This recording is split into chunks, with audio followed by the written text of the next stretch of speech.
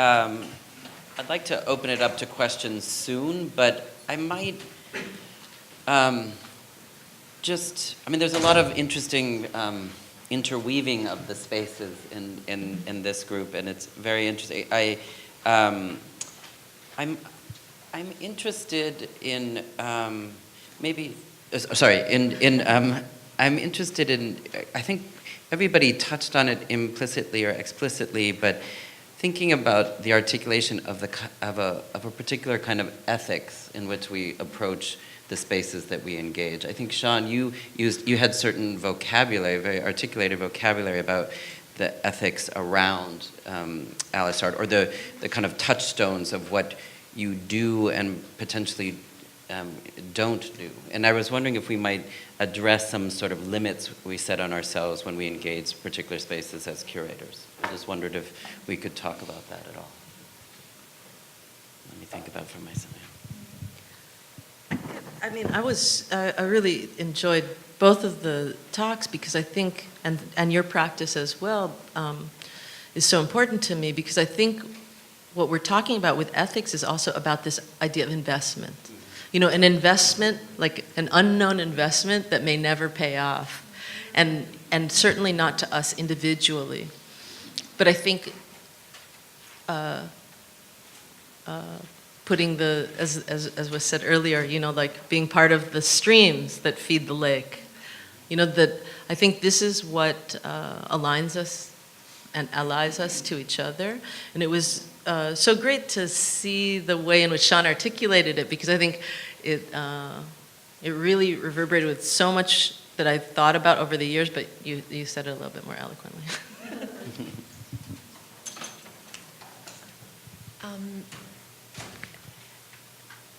I'm going to respond to what you just said, Unji, but also go back to a thought that I had. As I was looking at our slides, and also in relationship to investment, there's ways in which a lot of what we highlight really is infrastructure. So I was seeing artworks, but I was seeing the space around it, the real estate. And of course, in the case of the project that I did in Miami Beach, it was also about real estate.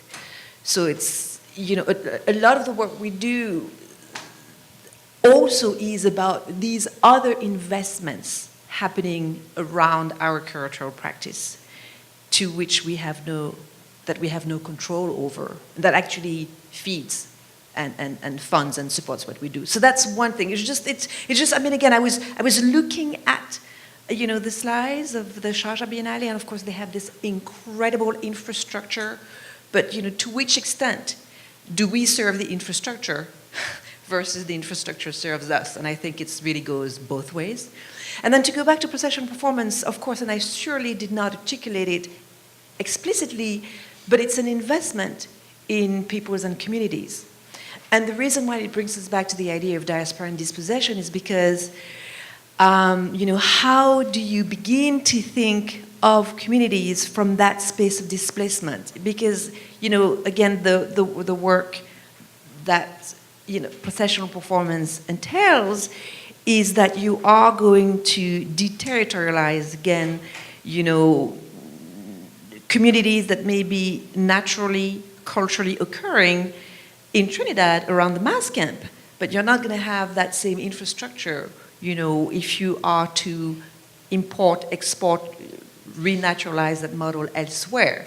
So, you know, how do we, again, you know, think of our cultural practices that are based upon live performance, specifically in relationship to nurturing communities that we know may not be a given, but ephemeral, temporary, et cetera, which is kind of a counter to what I also address, which is the buildings and the infrastructures and these other forms of investments, which are more immediately about buildings than they are about people. So I guess to summarize, a kind of implicit ethics, if you will, in what I'm trying to do, even though, you know, the work might be recuperated by some of these higher powers, is to actually invest in the people, as the monuments. And I'm again thinking of Chris's critical writing, just because I reread it not too long ago when you said that we don't have monuments in the Caribbean, but we have people. These are our monuments. So again, I wanted to think about infrastructure also in that sense. Yeah, Claire, I mean, just to follow up on you, I'm sort of interested in, well, your use of the word infrastructure, and of course, Chris's use of the term roadworks, and more in the context of the idea of the road, and how and whether you're able to respond to or give some breadth to this. Whether I'm sort of interested in finding out whether the notion of the road as a particular kind of space, how does that actually affect the presentations, the processions, and so as a kind of informant to what those works actually are, and whether that's a kind of conversation that you found that the artists who were engaged in it were able to respond to, or were interested in responding to them, regardless of context. This is a good opportunity for me to apologize. I am remiss for in emphasizing the curatorial context. I am remiss in not highlighting enough the works of the artists themselves. They were all properly labeled, but I singled out a few of the artists with whom I worked. I think the best example of the kind of road-driven curatorial thinking that took place was around Gwangju. I mentioned briefly, and this was really kind of an insider talk, but how you saw there was one of the images of the processional rounding up on the May 18 Democratic Square. Well, it's a roundabout, but it's the May 18 Democratic Square. I'm so sad, as a matter of fact, that the Gwangju Kunsthalle has rendered that space impossible to practice now in the way in which certainly that performance was happening. There is now a building kind of there. But in any case, one of the persons with whom I worked came from the Mass Camp, Peter Minshall's Mass Camp. And he thought of that roundabout space as the savannah. The savannah being that space where Carnival ends up taking place during the competitive days. So his road reference, if you will, his reference of being on the road, even as he was in Gwangju, was from back home in Trinidad. And that was fascinating, again, in thinking that what is important in this practice and the way in which we see it impacts artists in turn is to think structurally and conceptually about the tools we have, not just content-wise, because as I was saying earlier, we can continue showing paintings, sculptures, etc., of artists who may be of the Caribbean, but do the infrastructures speak of a Caribbean way in the world, like the Yard would speak of, or the Mass Camp, or the processional for that matter. Yes?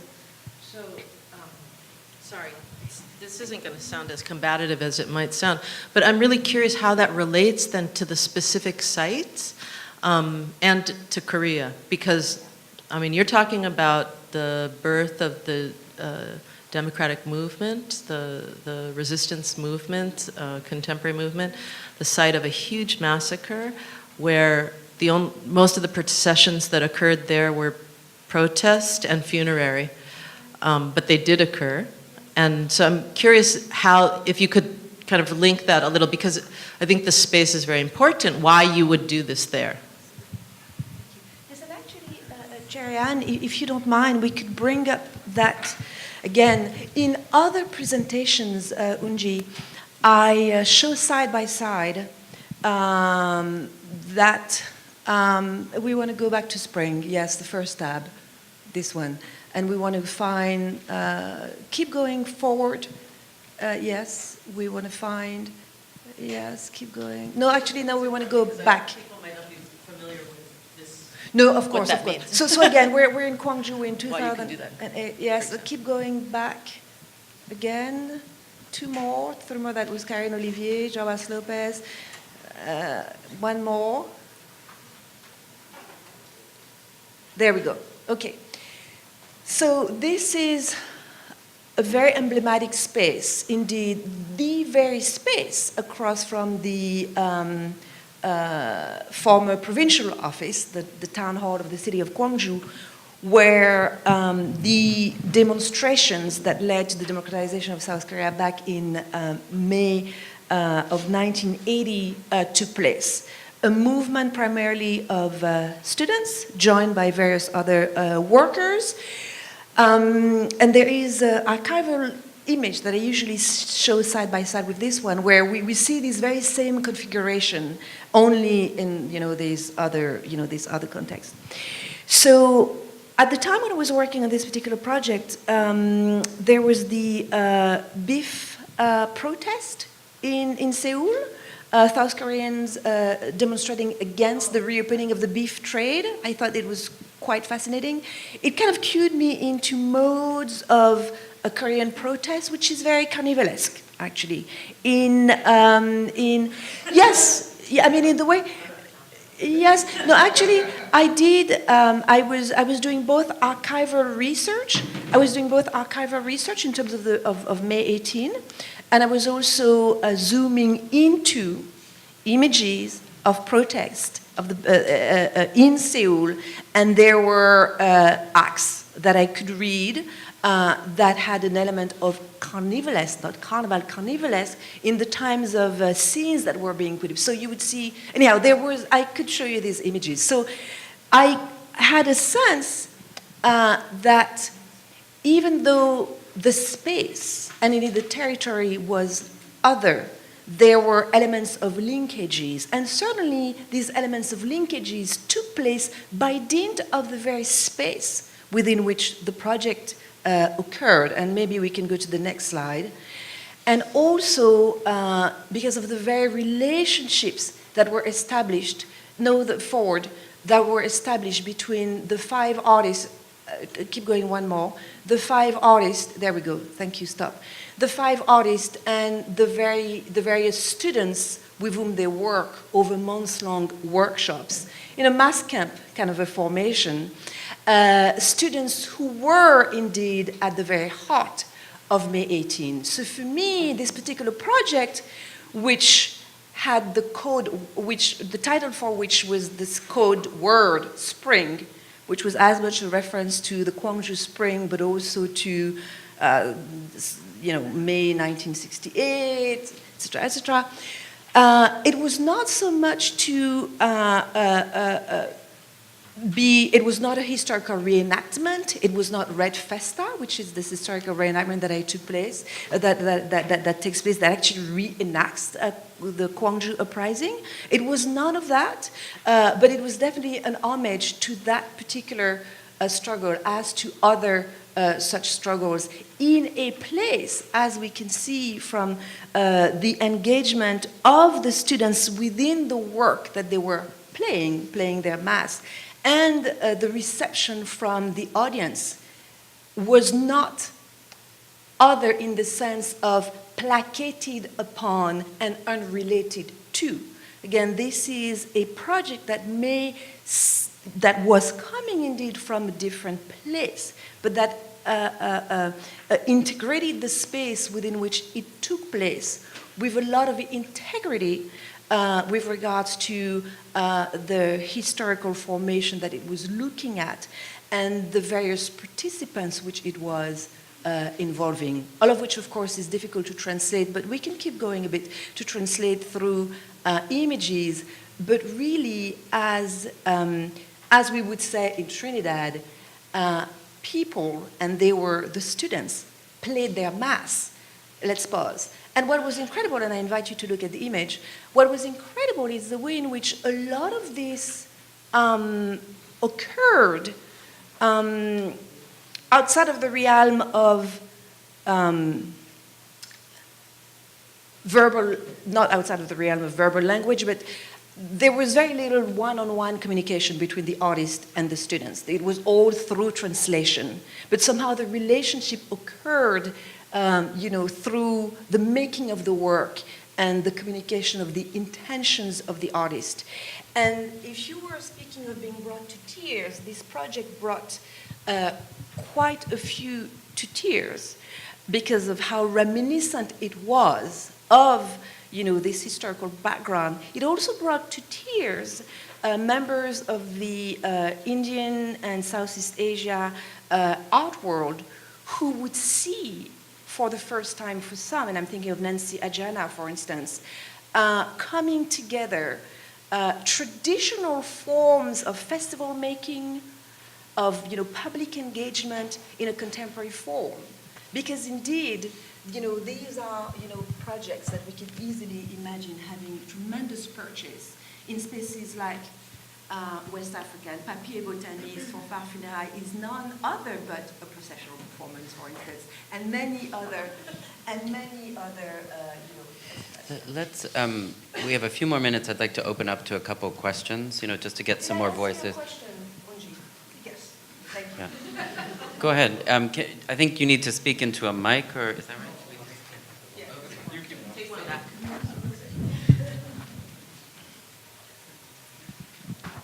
So my question is for Claire. Just in terms of your discussion around processional performance and being seen as othered, and also the process that you have to go through in terms of denaturalizing in order to renaturalize. So I'm still thinking through the question, but I'll just put it out there. So for example, processional performances for some Caribbean islands, they're othered, right? It's not the same right across the board. But in the case of Jamaica, our masquerade tradition has very slowly died, right? Partly because of colonial legislation, but also because the public has bought into the historical colonial narratives about African performance and masquerade traditions, right? And also just the fact that capitalism and the structure of society no longer allows for those processions to operate in the kind of sacred way that they're supposed to evolve. But when you're thinking about those denaturalizing and renaturalizing processes, and I mean, a lot of the examples that you used are not necessarily Caribbean-based, and so how would you, in terms of a curator, work through that kind of issue in, let's say, a space like Jamaica, where we have imported other parade processions, right? We've adopted them in their contemporary form without the historical contentiousness that may be associated with like Trinidadian Carnival, for example, or even Crop Over in Barbados. Thank you so much for a question. And of course, I am ideally located in front of the poster of En Masse, which shows Ebony Patterson's Bling funeral performance, which she did in 2014 within the space of the Kingston Trinidad-inspired carnival. I mean, the Jamaican Trinidad-inspired carnival. And that is indeed because of the fact that, as you just said, Jamaica has lost a lot of, such practices.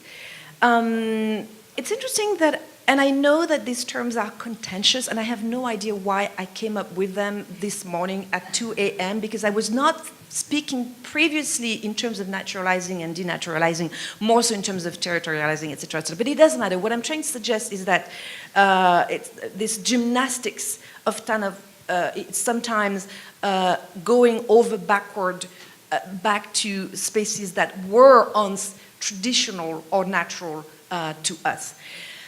I'm going to answer your question in another way, in the spirit of I ended where I should have started, all the more so that Sean provided a platform for me to start just there. But I'm going to take us elsewhere, which is with Meshach Gaba, the great artist from Benin, whose work is on the cover of this book on the global contemporary and the new art worlds. And Gaba, as you may know, thinks of his work, which to me is processional performance, masquerade-based, as would be his case, as a form of anti-museum, To him, the museum is the entire city, and the exhibitions are these processionals traversing that space. So it's another way to think about what I have theorized as processional performance, but which is modes of everyday locomotion that accompany our political aesthetics. And back to your point, Unji, I agree with you that to be so beholden to the frame of the art historical can be problematic within certain spaces. And I indeed prefer to think in terms of aesthetics and in terms of a political aesthetics, which brings us back to the notion of ethics. One more question? Yeah, go ahead. Hello. This is a little bit more of a statement that I kind of want commentary from, because it's a little bit based on something that I think Unji said about how we confine ourselves as curators.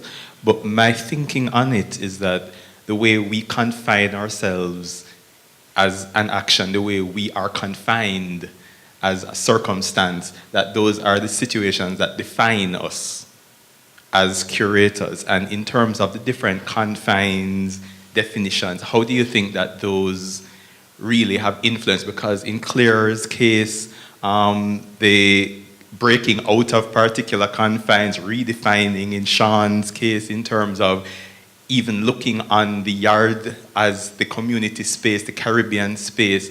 I mean, I just kind of really wanted just a little bit more commentary from each person on that confine as definition kind of perspective.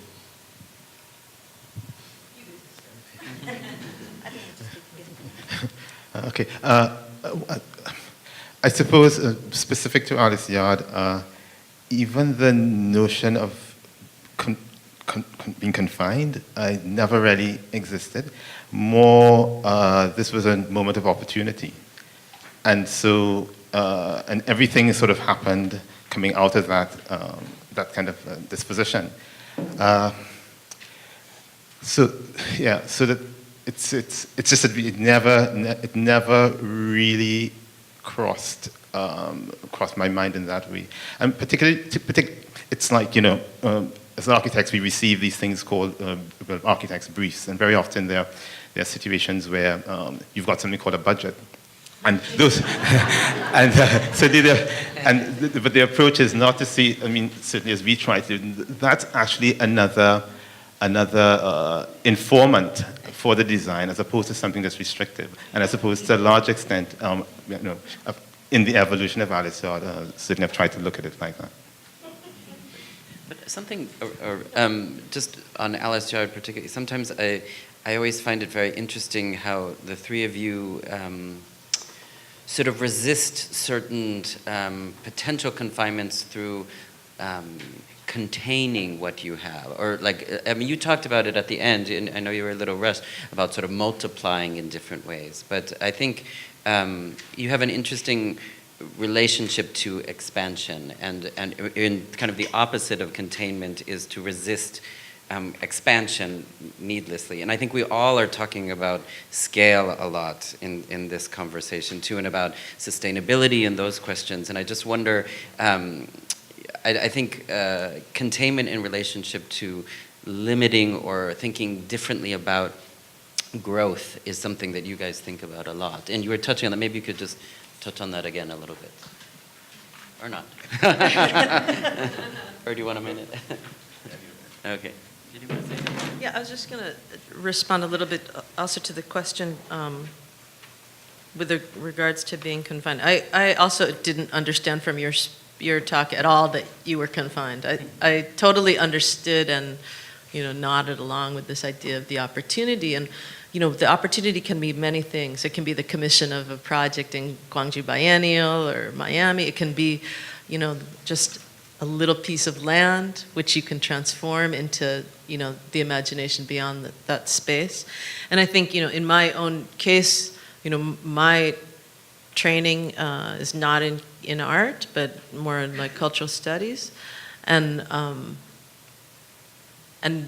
I started doing very small and personal thing. So I really responded when you said, we make an investment in sharing, in relationships, and in intimacy, because this is still how I work today. Like with a $2 million budget, you can still have those same values, actually. And I think you have to demonstrate that, because we were, like our political objective tells us that we have an ethical responsibility to, take the opportunities given to us and do something with them.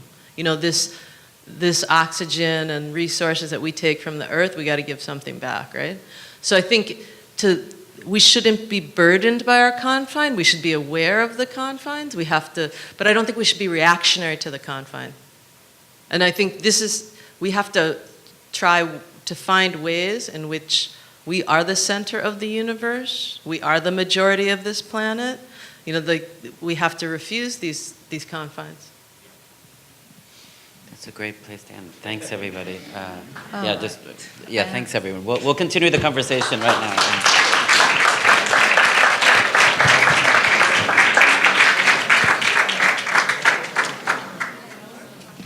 Okay, everyone, we've gone a little bit over, and I think we could have gone on and on because there were so many more conversations to be had.